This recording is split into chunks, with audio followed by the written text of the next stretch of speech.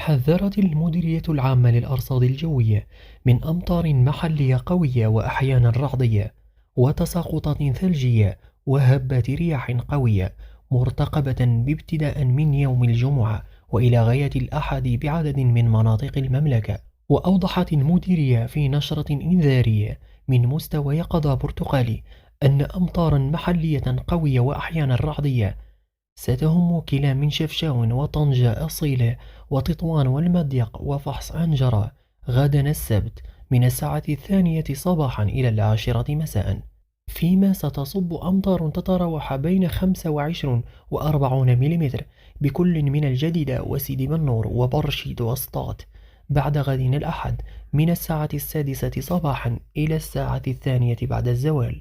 وأضافت أن تساقطات ثلجية على المرتفعات التي تتجاوز 1000 متر تتراوح مقاييسها ما بين 20 و40 سنتيم مرتقبة لليوم الجمعة بكل من إفران وبني ملل وأزلال وخنفرة والحوز وورزازات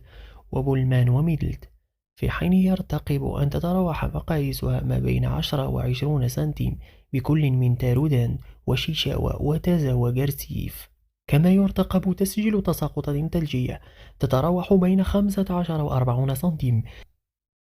بكل من إفران وبني ملال وأزيلال وخنيفرة وصفر وورزازات وتنغير وبولمان وميدلت بعد غد الأحد.